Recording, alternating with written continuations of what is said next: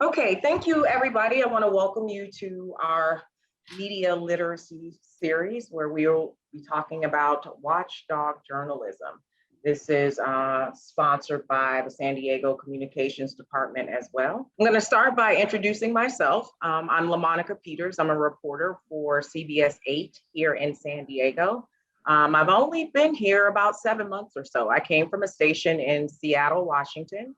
I was a freelance reporter up there, and I grew up in Southern California, so I'm really excited to be back and here in San Diego. I am a graduate of UCLA, also have a master's degree, and this is sort of, like my dream job, my passion, and I'm really glad to be here and reporting on the city of San Diego. So before I get started, we are recording, just so everyone knows that. And I want to thank you for joining us. So I'm going to get started with introducing our panel. And panelists, I'm not sure if everyone can see you or not, but when I say your name, maybe you can wave so that people can identify you and know who you are. I'm going to start with Mari Payton. Mari is the senior investigative reporter leading the award-winning NBC 7 I-Team, and she's also a weekend news anchor here in San Diego. Her stories have prompted local, state, and federal investigation and led to some law and policy changes. She is a regular contributor at the NBC station here. And she's also won 6 Emmy Awards. She's reported breaking live news on the Today Show, MSNBC, and other NBC stations across the country. And she's also received numerous awards from the Society of Professional Journalists and the Press Club here. Mari, I'm gonna change my view so that I can see everybody. There we go. Okay, next up. Jeff McDonald. Jeff, can you wave to everybody who's here? Thank you. Jeff has been a reporter at the San Diego Union-Tribune for more than 2 decades. He's been on the investigations team for the past decade, finding and reporting stories about government waste and conduct. He spent 6 months investigating San Diego County jails, which actually happens to have one of the highest jail mortality rates in California's as one of California's largest counties. And as a result of the series he did called Dying Behind Bars, which aired or was published, I'm sorry, I'm used to saying aired because I'm in TV, which was published in September of 2019. It showed that inmates had been dying at the rate of 1 a month, and that these injuries were costing taxpayers millions of dollars. So welcome, Jeff. Thank you for being here. And thank you too as well, Mari, if I didn't say that already. Mark Rochester. Mark, can you wave? Thank you. Mark is the managing editor at inewsource. It's a nonprofit investigative newsroom in San Diego. He's previously been the editor-in-chief at Type Investigations in Manhattan. He's also served as a senior news director for investigations at the Detroit Free Press. Let's see, his career also includes senior leadership positions at the Pittsburgh Post-Gazette, the Associated Press, the Denver Post, Newsday, and the Indianapolis Star. He's currently the vice president of investigative reporters and editors, and is on the advisory board of the Investigative Reporting Workshop at American University in Washington, D.C. Mark, thank you and welcome. And last but not least, we have Candice Nguyen. Candice Nguyen is an investigative reporter for the NBC station, Bay Area. I believe that's San Francisco, correct, Candice? Okay. She is a 5-time Emmy Award winner, a 2-time Murrow Award winner. She's being recognized for her investigations into police misconduct, military fraud, and more recently, housing and racial inequity issues. And she spent 6 years as a reporter here in San Diego at the NBC station. And she is a proud Chinese Vietnamese American who was raised by her single mom. Thank you. Welcome, Candice. All righty. So let's see. Our chat going here. Let's start with our first question. Candice, since I ended with you, I'm going to start with you on our first question. Tell me how you define watchdog journalism.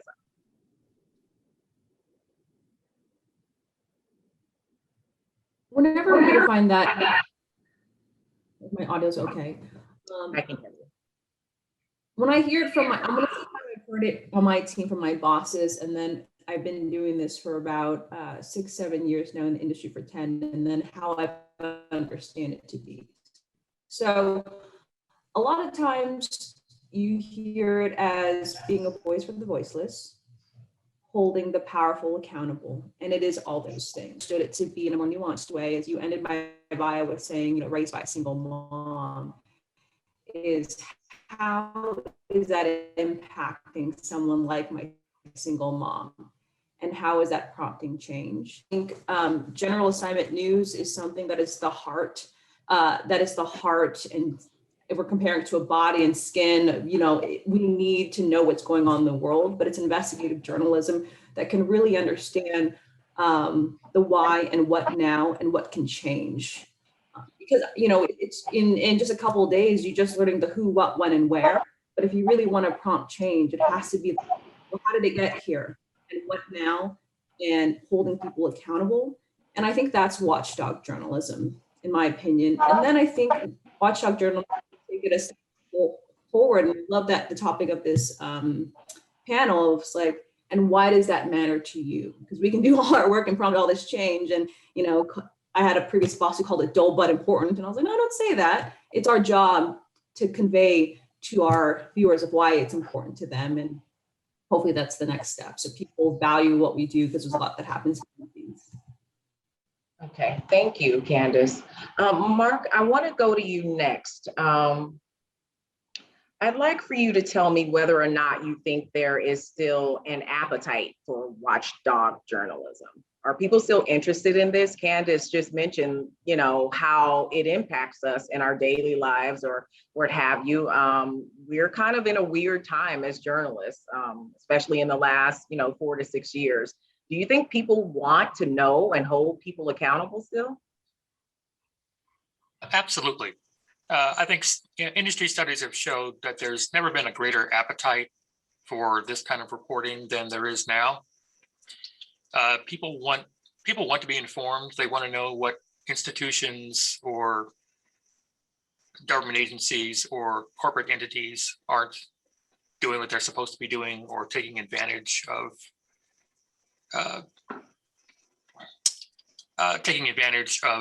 their situation to deny people services, or otherwise engage in, you know, malfeasance and wrongdoing. People want that kind of information. I am still here in Detroit due to COVID. I haven't had a chance to move. I've been in my current job for about 6 weeks. But I used to work here at the Detroit Free Press, and it wasn't unusual for one of our investigative stories to get 500,000 page views when they published, which is quite a lot. And that really showed that people did care about what we were reporting, and they would spend time with those stories. They would spend 5 or 6 minutes reading those stories, which in this day and age is quite a lot of engagement time with content. So powerful. Well, Powerful investigative reporting can be a real part of the branding of a news organization. It can really make a name and solidify with readers an organization's commitment to exposing problems in the community, and especially issues that can be fixed. Well, Mark, I'm gonna I guess play devil's advocate just a little bit. It still seems to me that we are still in a time where it doesn't matter what you say and how factual it is. Some people are just not going to believe it. Like, either you're saying what they want to hear or you're not. You can do a 6-month study on something and say, this is what we found, and you get pushback still. So how do we as watchdog journalists combat this whole, you know, I hate to use this term, but I'm gonna say it, fake news, a phenomenon that we all are kind of, you know, trapped in? It's like, no matter what, someone will come back and say, they're just making that up. Sure, there are some people that facts just will not penetrate. I think our job as journalists is to keep asking the tough questions, keep at the reporting, make sure our reporting is disseminated as widely as possible so that policymakers and others who can do something about the problems we're exposing, feel the pressure, feel the public pressure of being exposed and having these problems exposed, so that readers are responding and readers are the public is clamoring for change. I've seen that time and again in the work that I've done over the years, where in many cases there's been almost instantaneous change, like the next day something happens as a result of reporting that's been published. And it's really our there are people who resist the notion that you're exposing a problem that really needs to be dealt with. There are a lot of, particularly over the past year or so, we've seen a lot of criminal justice reporting, and oftentimes you will be telling very compelling, very dramatic stories, and people will call up and say, "Oh, you're just picking on police officers," and you just have to keep presenting that information that no, we're not picking on police officers. We're trying to expose problem officers who are dealing in misconduct or abuse. And we're trying to say that this is not the way it should be. It doesn't have to be this way. There are corrective things that police agencies can do to prevent this kind of misconduct. And you just have to keep telling those stories. You have to keep presenting that work and making it clear these aren't unsolvable problems. These are issues that can be fixed and addressed, and keep presenting those messages to readers. Okay, thank you. Thank you, Mark. And I just want to let everyone know who's on the call right now that we do see your questions in the chat, and we are going to get to them as soon as I can get through at least the first round of questions. Jeff, I want to go to you next, and I'd like for you to tell me, since you've been an investigative reporter for quite some time, a couple of decades, what has changed with Watchdog reporting and journalism since you first started? Oh, so much has changed. I'd say first, the internet, of course, has redefined journalism as we all know it, like it has much of society. Specifically, I find that even getting basic information out of public institutions is much more difficult than it used to be when I was first coming up in the, in the 1980s. I'm dating myself now. It used to be when I was a city hall reporter, I could call up and I'd get the mayor on the phone and they wouldn't ask what I was calling about. Now, so often you have to present your questions in advance. They don't come to the phone. They want to wordsmith everything and issue statements in response to your questions. So that I think inhibits the free flow of information in a way that's not positive for readers, for viewers, for the public. So that makes things a lot more difficult than they used to be. Also, there's a lot less adherence to the public records laws than there used to be. Agencies were generally a lot more respondent than they are these days. It seems like even basic documents will take the maximum 10 days to supply. A lot of times they'll go way beyond 10 days or force you to redefine or change the scope of your request, especially if the information is unflattering. To say the sheriff's department, we ran into a lot of that with Kelly Davis and I in reporting on the jail desk, where they don't even, well, for some years, they stopped announcing the deaths of inmates in custody.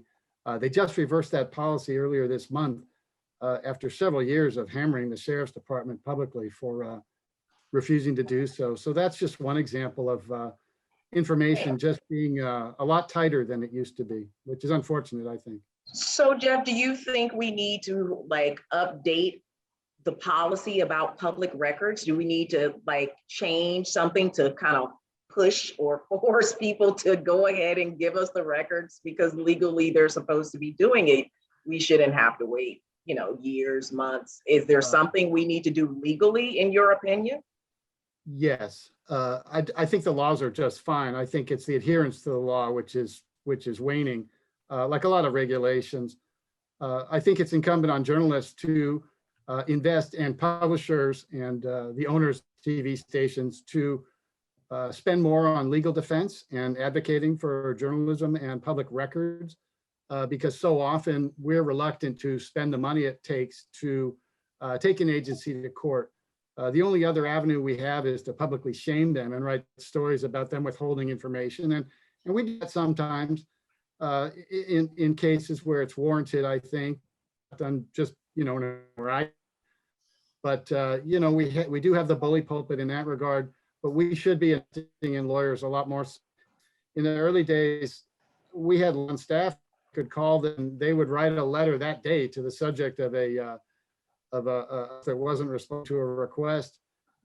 These days, it's a lot more corporate, and we have to go a lot more channels to get, you know, a legal letter from the news agency off to the subjects we're trying to get information from. So, and they know that. So that's part of why they withhold records. They just don't comply as willingly as they did when I was younger. Okay, thank you, Jeff.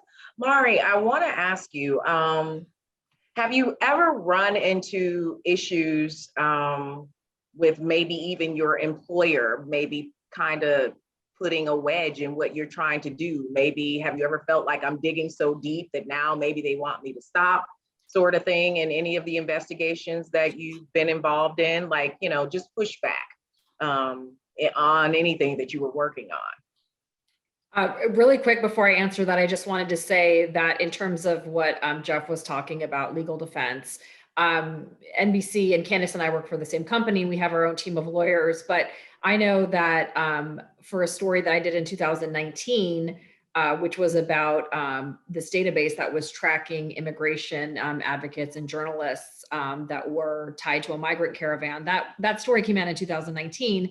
We filed a FOIA, we still didn't get the information, and we sued along with the Reporters Committee for Freedom of the Press. So it does help when you have another agency along with you, but we've been fighting that battle since and still haven't gotten anywhere. So as all of you know that have filed a lawsuit, even if you go that avenue, it does often take a lot of time. But yeah, in terms of pushback, I think, yes. I mean, the short answer is yes. I definitely have run into, I don't know about pushback, but definitely questioning. And, you know, that's obviously really difficult when people that are your supervisors or your managers may not necessarily be on the same page. And as a journalist, I'm not worried about necessarily the sales quota, you know, the revenue stream that's coming into the station. Or the relationship that we have with advertisers, sure. So and so any sort of questioning I've had, I mean, and you know, you just have to, in that situation, you have to stand up for yourself, and you have to stand up for the story, and the facts matter. And the documentation matters, and getting all of, you know, your ducks in a row. If you have that information and then you go to your bosses, you know, they're gonna, if they're good journalists, they're gonna back you. But of course, at the end of the day, a lot of us are businesses, and there are people, you know, that are worried about making money and the bottom line. Thank you, Mari.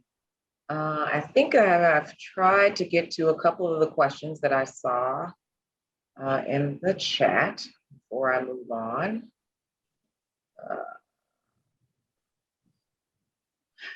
There's a question about, Candice, I'm gonna go to you, about live citizen videos and how they may influence your reporting. We are in the viral video age of journalism, of everything. It can turn into something, you know, a major national story quite easily. We saw that happen last year. Do you take those kinds of videos into consideration? Is that something that might spark an investigation for you? Of course. I think citizen video is video and it's evidence. It's a huge piece of evidence.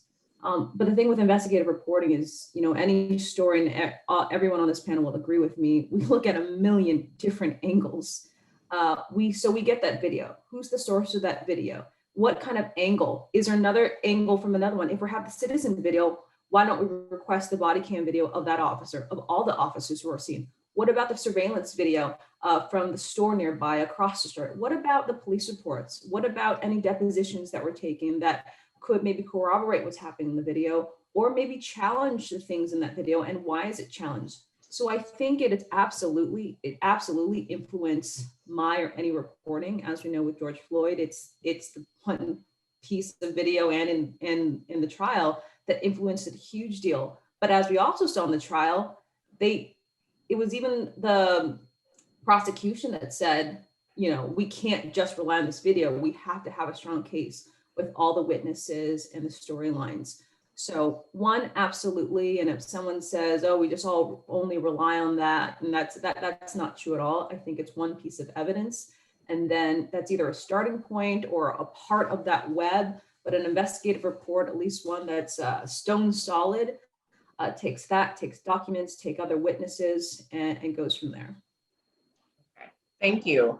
Mark, I want to go back to you, and I want to ask you why you think more media companies don't have investigative teams, especially in television. I'm sure there's a lot of reasons why. It could be money, I don't know, but it always seems like there is a shortage of people who can do this work, maybe because it's not a day turn type of job. I'm not really sure, but do you think we need to have more investigative teams in our media companies? Absolutely, yes. This work is very time consuming. It's very expensive, relatively speaking.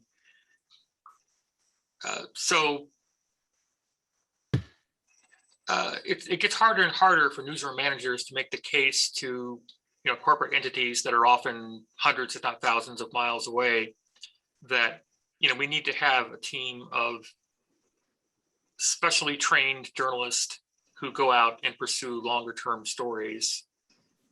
Because the trend in news these days is to think very short term. But okay, a lot of the work that we as investigative teams do is in fact very helpful in terms of branding your newsroom or your news organization. I think of newspapers that have really developed a national presence simply because of the investigative reporting that they do, say, like the Seattle Times or the Dallas Morning News. They're basically regional newspapers that have these big national footprints because of the sort of the investigative reporting they do, where they're basically punching above their weight class. They're doing these big, powerful investigations where they produce, really important findings, really expose, in some cases, extreme wrongdoing, and they develop a national, audience for their reporting. It's hard to put a dollar value on that, but I think that's the kind of arguments that more newsrooms should make, is that, we would do ourselves a great service by signaling to readers that we are the watchdog for this community. We're looking out for readers, and we're looking out for the little guy, and that's reporting you're not going to see anywhere else in our coverage area.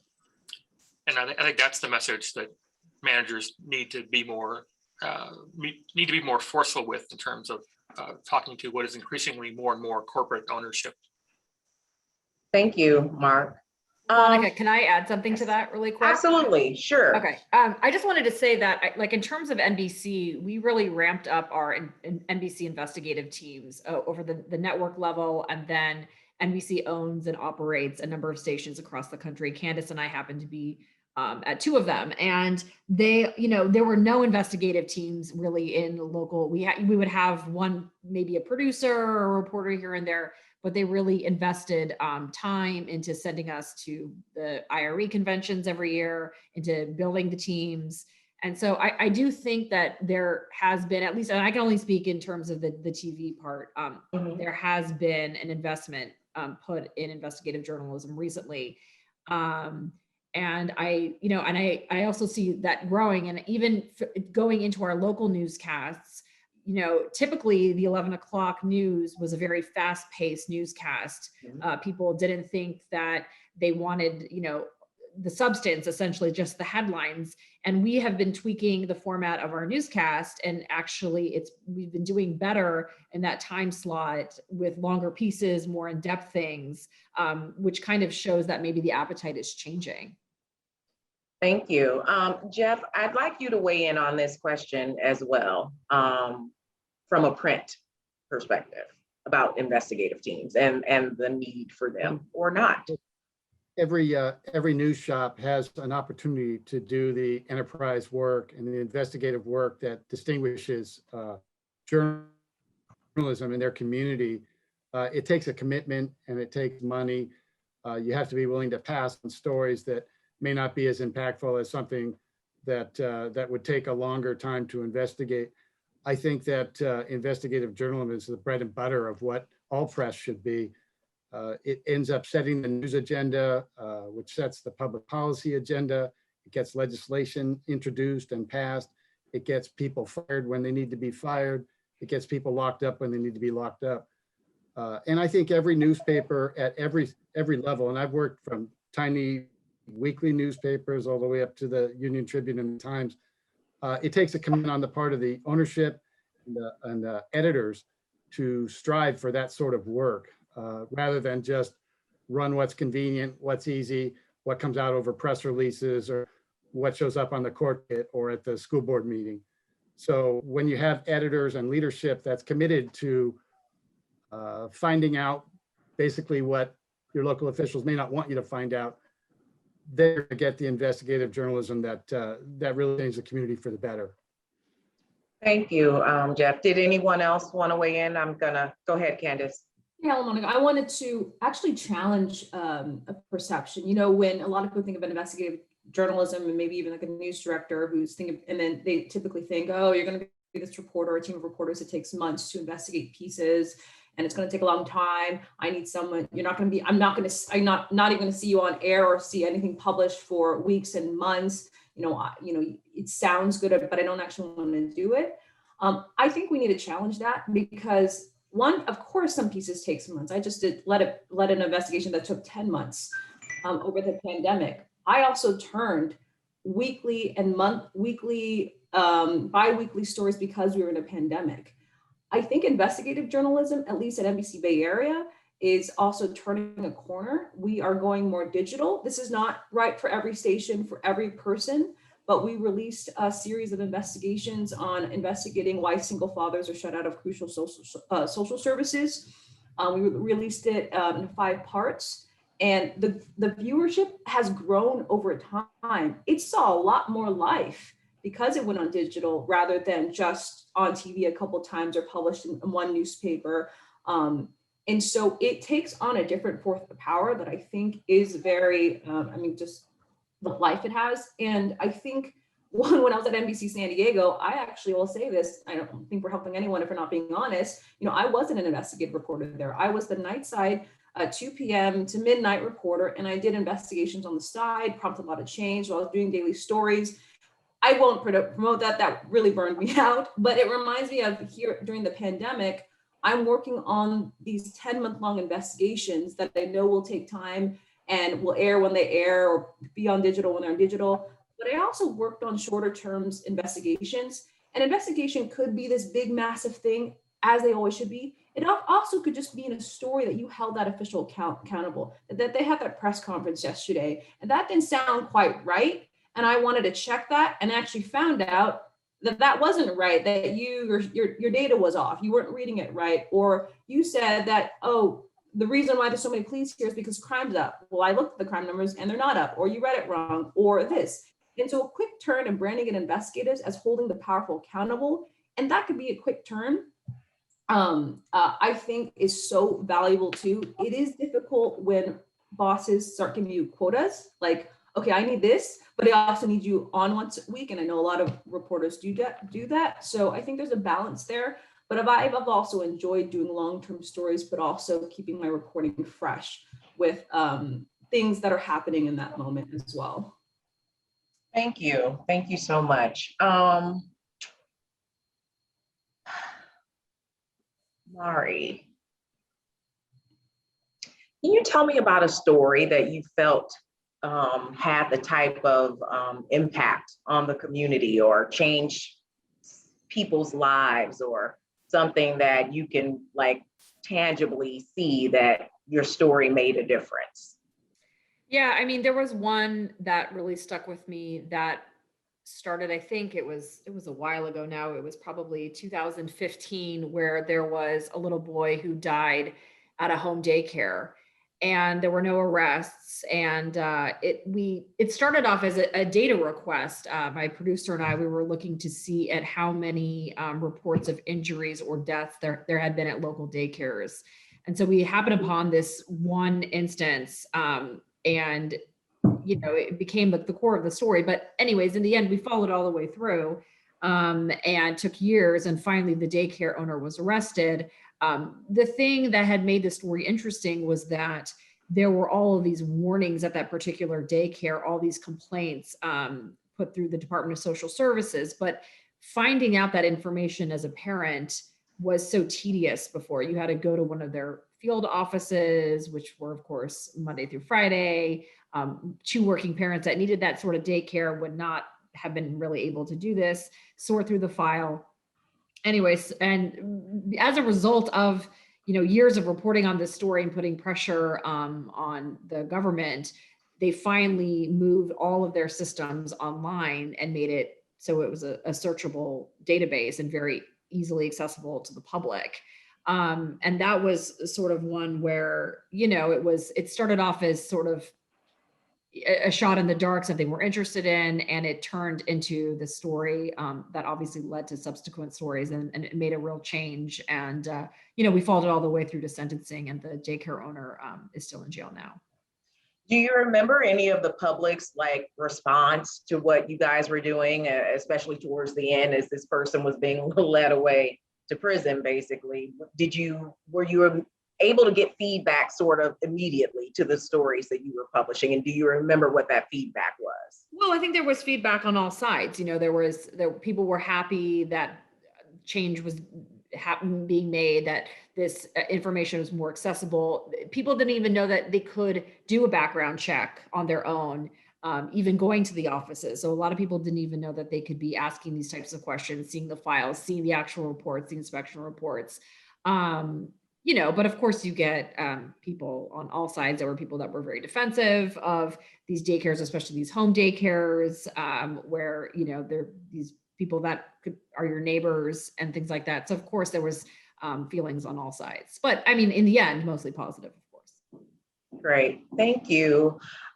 Jeff, I'd like for you to tell me what you want your readership, as well as the people who are here on this call, to know about what you do and about your job. What would you like people to know about being a watchdog journalist? Oh, good question.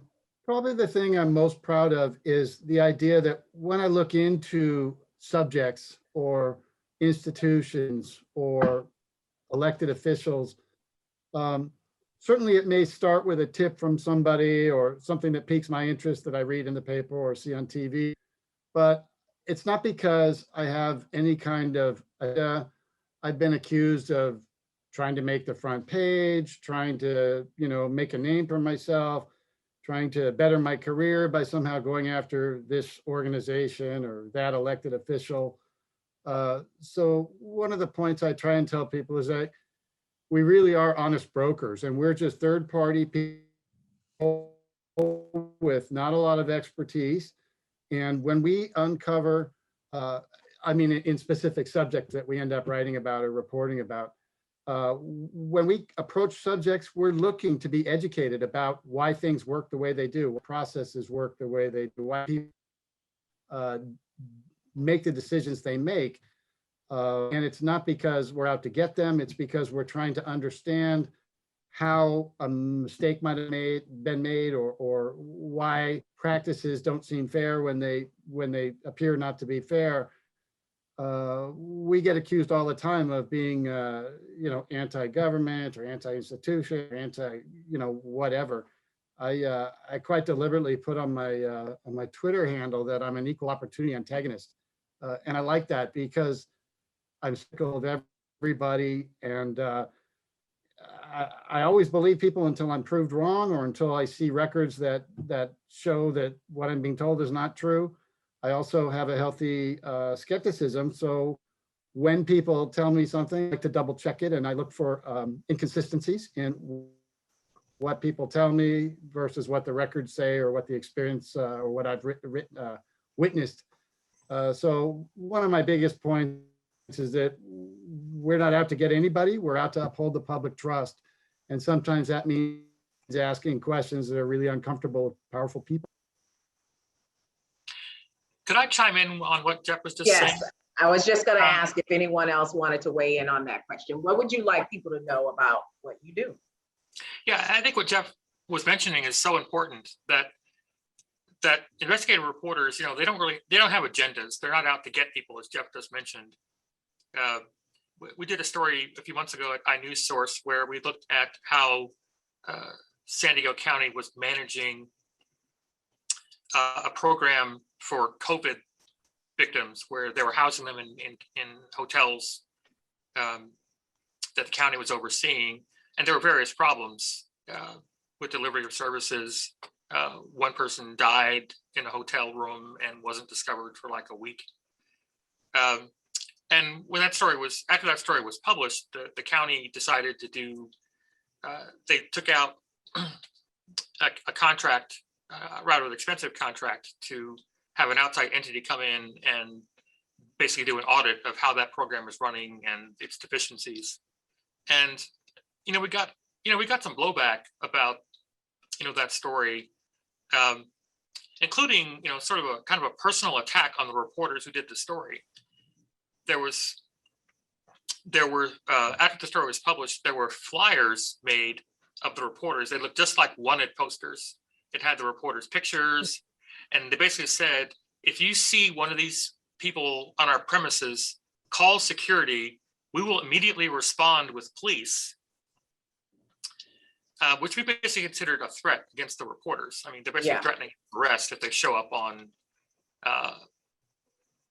at any of these properties. And so we responded. We called the county out and basically asked them, why were these flyers produced? How widely were they distributed? The county, of course, denied any involvement with them, and to their credit, they ordered the flyers not be distributed, taken down. So far as we can tell, there's been no disciplinary or any kind of action against the folks who made them up. But you can often see attacks against reporters for simply doing their jobs. We did a story here in Detroit when I was with the Detroit Free Press, where the mayor of Detroit had a mistress, which was not the story, but he was funneling city funds basically in the form of no bid contracts to this nonprofit that his mistress happened to run. And so we did a whole series of stories about this, where at first the mayor's office denied that anything like that was going on. There were no city funds going to this nonprofit run by his mistress. And we proved that was wrong. We found the money. We caught them in various lies. And the city started tweeting these personal attacks against the reporters, saying, oh, well, the Detroit Free Press knows this story is incorrect. They know it's a bunch of lies, but these two reporters don't have any integrity, et cetera, et cetera. And it went on like that for several months until two different government agencies did their own investigations of what we were reporting. And they basically backed up everything we were reporting, basically showed that the mayor's office was lying about what they were doing. And in fact, what they were doing was against good public policy and against state law in many cases. And okay. So Mark, thank you for those examples. And Candice, if you don't mind, I'd like you to tell me whether or not you think that there is an escalating problem with violence against journalists, or journalists simply trying to do their job out in the field and they're being arrested and kind of roughed up. is the term I would use, is what I've been seeing. Do you think that's a problem, and how do we address it? What can we do about it? That's such a big question, and almost a part of me says for me to speak for journalists everywhere it feels a little uncomfortable. But I will say this is your own personal experience perspective. So, I mean, of course, I mean, we know, the previous administration, the word of fake news and things like that created a distrust among media. But I almost challenge that with both ways. I think I've always said this to myself, and it's really important that I feel like media journalists should hold themselves as accountable as the people they hold accountable. When people question my stories, I love, going back first, if it's a real thing, okay, I'll look into it. Or two, it's like, this is why we did this, and making it as transparent as we can be, not just in our reports, but how we reported that. Why did we pick this person? And so to more answer your question, yes, unfortunately, I think when we were looking at all the protests over the last year, and you saw a growing number of reporters being arrested for just doing their jobs, even when they clearly stated, here's my badge, there's my camera guy, here's my tripod, newspaper being saying, here's my badge. There was no mistaking at all that these were reporters who were clearly being taken down by law enforcement officers. As a journalist, but just as a human, it shocked me. I think it was good. I think journalists, I hate it when I'm the story. And even when I see stories with journalists in it, I always cringe a little bit. But I look at the bigger picture of we need to tell the story because we're the ones getting the information out there for the public. But if we're getting arrested and our camera's getting smashed, gosh, it's just such darkness if you continue to go down that path. So I think, unfortunately, yes, I think it's sadly nothing new. My fiance is Persian. He's from Iran. I've wanted to visit his country forever, but because I'm a journalist here, journalists there literally disappear. He had families, certain ties that they just disappear. So I think, yes, it is a problem here. In some ways, it's gotten worse. In some ways, it's better because when it happens, we can speak out about it and do a story about it, and people will listen and watch and read. So that gets me excited too. So that is my long-winded non-answer to that question. Thank you. Mari, I wanted to ask you, this is sort of to segue from what Candice and Mark were just discussing. Have you ever done a story, or just in general over the span of your career, does doing this type of work take a personal toll on you to a certain degree?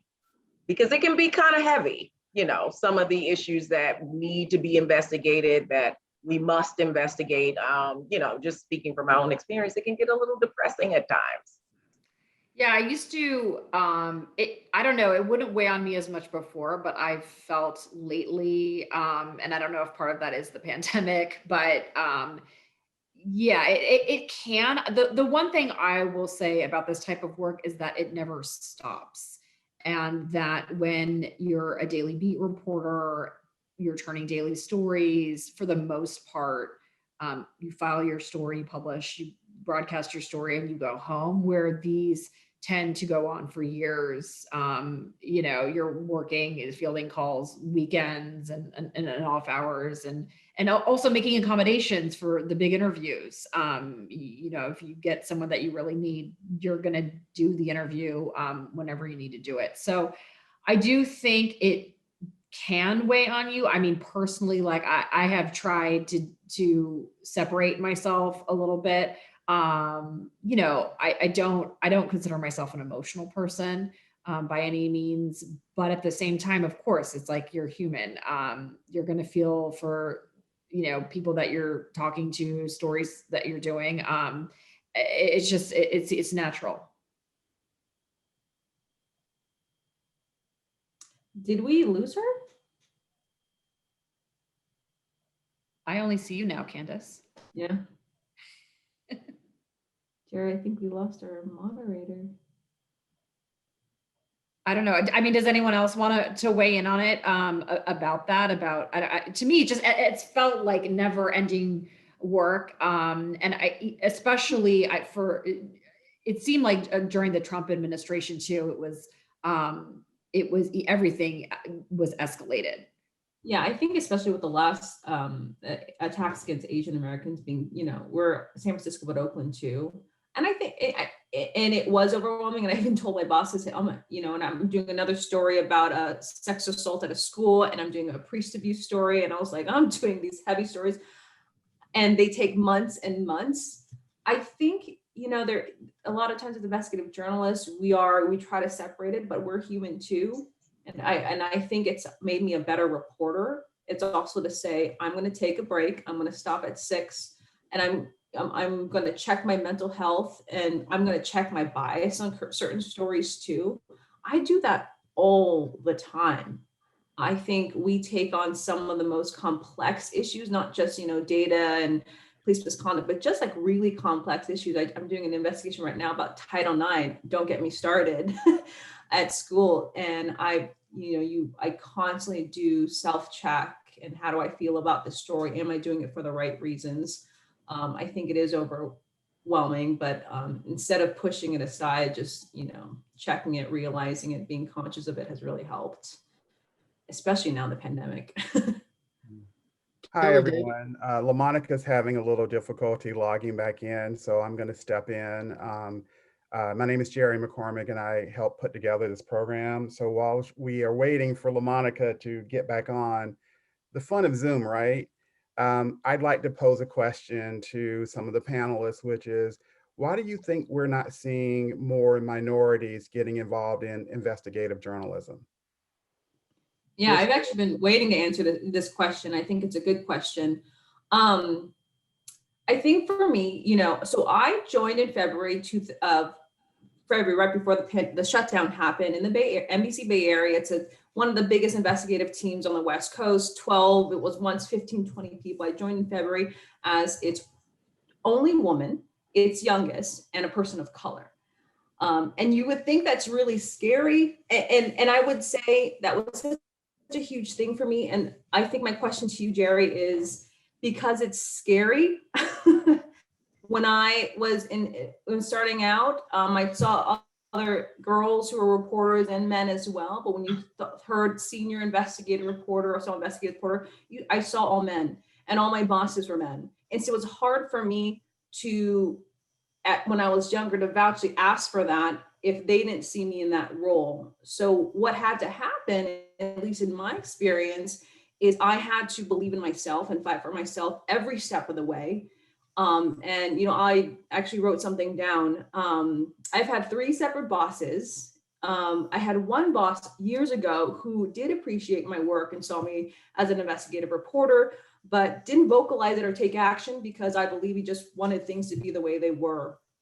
My thoughts. I had a boss after that who actually, I was hired by one person. That person was like fired 3 days after I got hired. And that second boss had came in and literally sat me down and said, Candice, you do good investigative work, but I don't see you as an investigative journalist. You look too young. I can't help how I look. I'm in my 30s. And literally said, the next investigative journalist, I need to look like, said a name, and this is a person who is 3 times my age, a man. And so I took that feedback and I said, okay. And I continued on my journey. And now my boss right now has hired me saying that, not afraid to say that I'm one of the strongest journalists in this region, but also that because I'm young and that I'm a woman and that I'm a person of color, she's saying that's why I need you. And so being surrounded by someone who is diversifying the job qualifications. I think I was part of a conversation that was so enlightening about we just don't need just more diversity of but it's also diversifying the job qualifications. And even when I was hired to my job, I had one person tell me, and this is just a couple of years ago, this is not way back when, literally thought it was a compliment, told me, you're so lucky you're a woman. You're just so lucky you're a person of color. You're just so in demand right now. And did not see how I took that. Of course I took it and I said, I'm also a really damn good reporter. And that bothered me for a long time. But I will say that after all that, all this has made me a better journalist. It makes me do so much research that when I go into accountability interviews, I go in there unapologetically. and I stand by my stories. So all this is making better investigative journalists, but I think it's scary. It's scary, and sometimes you don't see a path until someone trailblazes it before you. So it looks like we've lost LaMonica. Oh, there she is again. Okay, here we go. Mari, can you jump in, and then Mark? Oh yeah, Mark, go ahead.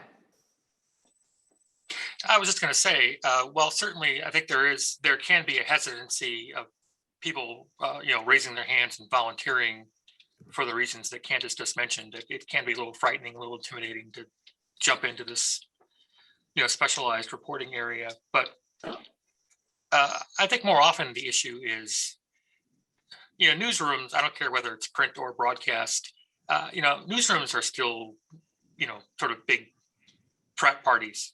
And people tend to put people that they identify with or that they feel comfortable with into these, full-time investigative reporting positions because they, for some reason, they feel that they are, more capable, more qualified, or they're just more comfortable with people that they're familiar with. Oftentimes, investigations tend to be the biggest stories that a newsroom goes after in a given year, and there's a lot of reporter editor interaction, and some people don't feel comfortable with people that don't look like themselves being put in positions where they're gonna have to talk to them all the time, and they're gonna have to trust them to pull off this really big important story. It's great insight. Yeah, exactly. Yeah, Mari, can I get you to jump in on this as a woman and just give me your perspective as well? Yeah, I mean, for me, I felt it more being a woman, sort of that gender difference. I even at NBC when we started the team, I think there were 6 or 7 men on the team, and I was the only woman. And I think it does, it falls upon management, obviously. I mean, this is a management thing and it's up to them to hire the people. We can only advocate for ourselves so far, as much as we can, but it's important. That's why it's important to have diverse newsrooms. And I think we are making good strides in that direction. We've seen recent appointments, to different news organizations that, are minorities. And I feel like it's having these diverse newsrooms are so essential, but it starts at the top. And so you can fight for yourself, you can ask the right questions, you can do everything right. But at the end of the day, it falls upon management to make those decisions. Thank you. We have about 5 minutes left. And Jeff, I think everybody just recently weighed in. So I just want to give you some final thoughts so we can wrap up. Thank you. I should say I'm the only white male on the Watchdog team at the Union-Tribune. That said, the Union-Tribune, like most news organizations, need to do better and be a lot more proactive in hiring people, not just of color and diverse genders, of course, but people with disabilities and people that reflect the society that we pretend to serve. So I don't think there's any getting around that or sugarcoating that. I think it's great that it's become a discussion point in the past few years, which it never was, 10, 20 years ago. So I think, as Mari said, we're making strides as an institution, as a career, but we still have more to do. Okay. Just some last thoughts on how the future of investigative journalism, I guess, is what I'm asking. Anybody want to weigh in on that briefly before we go? Where we see it headed based on where we just came from? I think it's very promising. I think we have so many niche publications these days. A generation ago, there were just 3 networks, maybe 4. Then we cable news. Now we have the internet. There's so many sources of news. I think it makes us all better, and it gives everybody the opportunity to do good investigative work. You don't have to look any farther than this woman in Massachusetts who posted a notice on Instagram last week about sexism she was experiencing at a brewery, and she ended up getting tens of thousands of responses, and it's made news all around the world about how women are treated in the beer and brewing industries. It's on the Union-Tribune's front page today. And I think opportunities like that are only going to grow broader. And I think that benefits everybody. I think what's incumbent is for traditional media to spend more time to get it right rather than be first, and to do the homework and the in-depth reporting to reflect as many perspectives in whatever issue you choose to highlight. Thank you. Mari, I'm going to ask you to just sort of weigh in on what the future of San Diego investigative journalism might look like in your opinion. Where is it headed? You know, do we need to make some changes? No, I mean, I think, you know, especially during the pandemic and a lot of general assignment reporters really had to step up and start asking questions of government entities in their daily reporting. I honestly think that going through this has made all of us better reporters. And I think that even general assignment beat reporters are doing a better job of digging a little bit deeper. I mean, Jeff mentioned it. It always seemed like everyone was trying to be first. And I don't feel like that is, you know, from my perspective, that's not the most important thing now. And so with that being said, I think that some of these reporters, investigative reporters and general assignment reporters are taking more time to ask more in-depth questions, go that extra mile, get the data or the documentation. So, I mean, I'm really optimistic about it as well. And I think that a lot of younger people are really interested in it and asking about it. And that stigma that we were talking about, it being, you know, an old white man frat party or whatever, is going to dissipate. Would you recommend to the young journalists that you talk to? I'm sure they reach out. What would you say? Is this something they should be looking forward to? Absolutely. Yeah. I mean, I 100%. I always say to any young journalist, if you have the opportunity to do investigative work, to be able to pitch your own story ideas, to see it through from beginning to end, to be given that time and that opportunity to really make a difference in policy change, you know, or looking into politicians. I mean, that's really why we all essentially probably got into this in the first place. You do get sidetracked a lot of the times. But yeah, if you're given that opportunity and that time and the resources too, I definitely think, I mean, it was the best career decision I made. Thank you. I want to thank all of our panelists, Candice, Mark, Mari, and Jeff, for being here with us. We are at the 7 o'clock mark. I want to thank everybody who joined us. Thank you for your questions. We tried to get to as many of them as we could. And stay tuned for more from the Media Literacy series presented by the San Diego Public Library. Thank you.